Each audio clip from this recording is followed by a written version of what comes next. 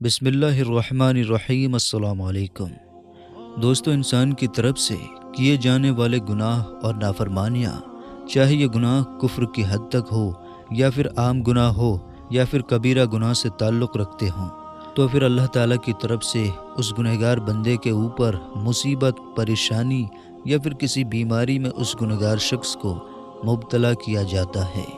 اللہ تعالیٰ ارشاد فرماتا ہے، آپ کو کوئی بھی نقصان پہنچے تو یہ تمہاری اپنی وجہ سے ہے۔ اسی طرح اللہ تعالیٰ نے اور مقام پر فرمایا، اور تمہیں جو بھی مصیبت پہنچے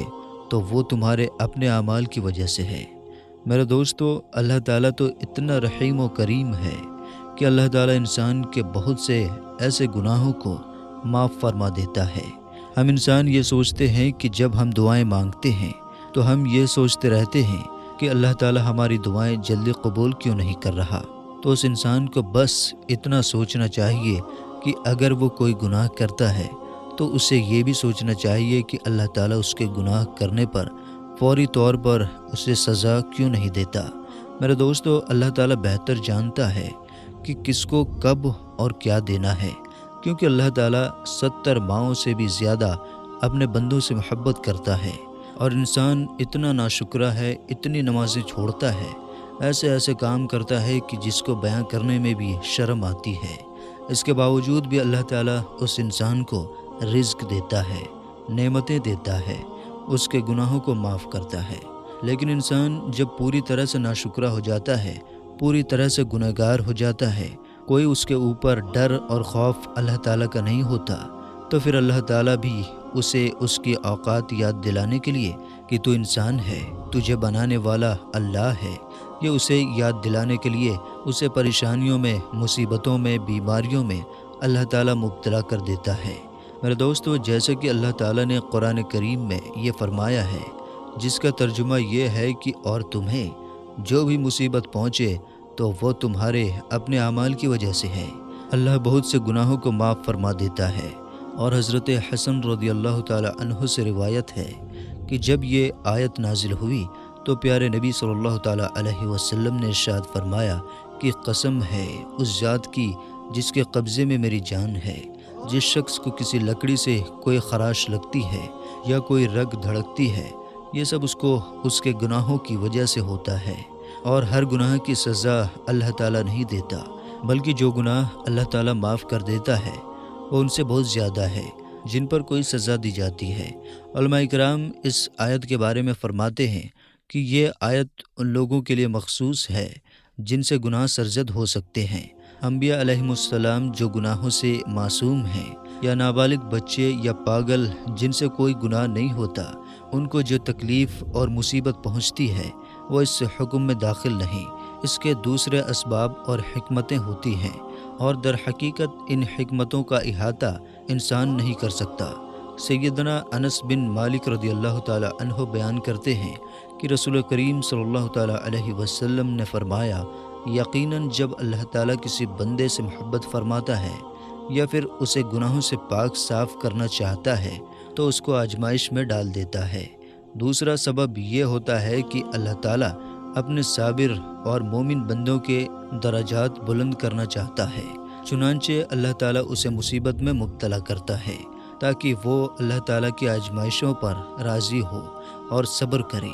نتیجے میں اللہ تعالیٰ اسے آخرت میں صابرین کے اجر سے نوازے گا اور اپنے ہاں اسے کامیاب لوگوں میں لکھ دے گا۔ انبیاء کرام اور نیک لوگوں کو بھی آخر دم تک مصیبتوں کا سامنا رہا۔ اللہ تعالیٰ نے ان کے لیے ان مصیبتوں کو جنتوں میں بلند درجات کرنے کا ذریعہ بنایا۔ یہی وجہ ہے کہ ایک صحیح حدیث میں ہے کہ نبی کریم صلی اللہ تعالیٰ علیہ وسلم نے فرمایا، جب انسان کے لیے اللہ تعالیٰ کے ہاں کوئی ایسا درجہ مختص ہو جسے پانے کے لیے انسان کے اعمال کافی ہو، تو اللہ تعالیٰ اس کو جسم، مال یا اولاد کی مصیبتوں میں مبتلا کر دیتا ہے۔ حضرت عائشہ صدیقہ رضی اللہ تعالیٰ عنہا سے روایت ہے کہ نبی کریم صلی اللہ تعالیٰ علیہ وسلم نے فرمایا، کسی بھی مسلمان کو کوئی بھی کانٹا یا پھر اس سے بڑی تکلیف پہنچے، اللہ تعالیٰ اس کے بدلے میں اس کا درجہ بلند کر دیتا ہے یا پھر اس کا گناہ مٹا دیتا ہے۔ اسی طرح حضرت انس بن مالک رضی اللہ تعالیٰ عنہ سے مروی ہے کہ نبی کریم صلی اللہ تعالیٰ علیہ وسلم نے فرمایا، जितनी आजमाइश कड़ी होगी अजर भी उतना ही अजीम होगा। अल्लाह ताला जब किसी कौम से मोहब्बत करता है तो उनकी आजमाइश फरमाता है। चुनांचे जो अल्लाह ताला की आजमाइशों पर राज़ी हो जाए तो अल्लाह ताला उससे राज़ी हो जाता है,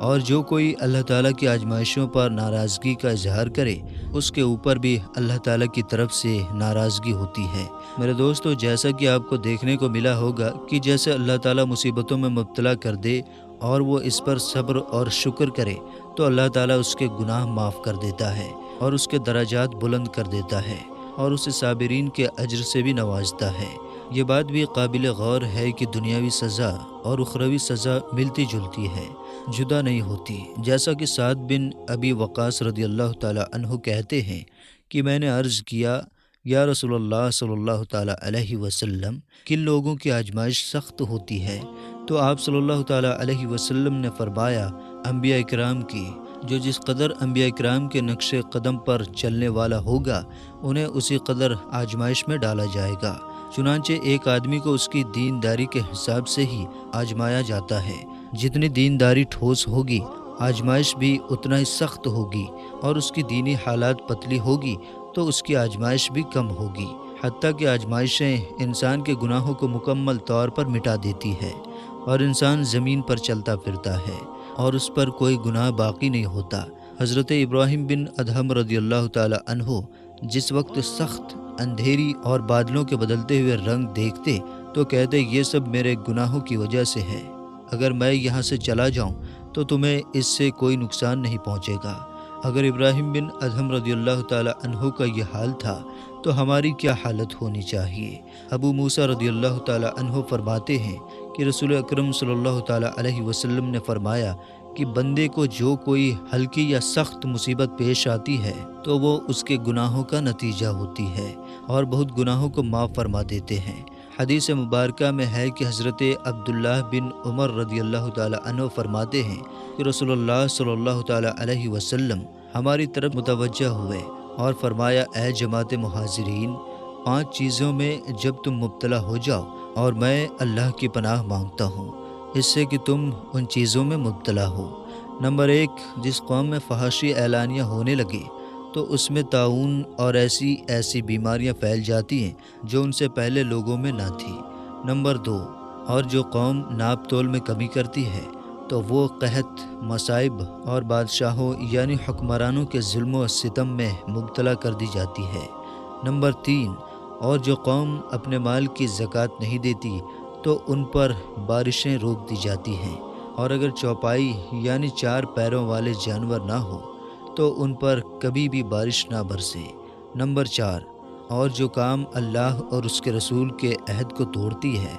अल्लाह ताला उन पर गैरों को मुसल्लत फरमा देता है जो उस कौम से अदावत रखते हैं, फिर वो उनके आमाल छीन लेते हैं। नंबर 5, जब मुसलमान हुक्मरान किताबुल्लाह के मुताबिक फ़ैसले नहीं करते बल्कि अल्लाह ताला के नाजिल करदा निज़ाम में अपने मर्ज़ी के कुछ अहकाम इख्तियार कर लेते हैं और बाकी छोड़ देते हैं तो अल्लाह ताला उन कौम को खाना जंगी और बाहमे इख्तलाफ में मुब्तला कर देता है।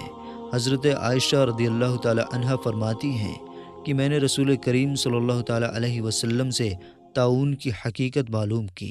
तो आप सल्लल्लाहु ताला अलैहि वसल्लम ने मुझे बताया कि वैसे तो ये अज़ाब है जिसे अल्लाह ताला जिस पर चाहे भेजता है, लेकिन अल्लाह ताला ने इससे उन महीनों के लिए बाइस रहमत करार दिया है जो इसमें मुब्तला के वक्त सब्र करते हैं। और जिस शहर जिस जगह ताउन हो और कोई मोमिन अपने उस शहर में ठहरा रहे और सब्र करने वाला और अल्लाह से सवाब का तालिब रहे, यानी उस बीमारी भरे इलाके में किसी और गर्ज मसले से है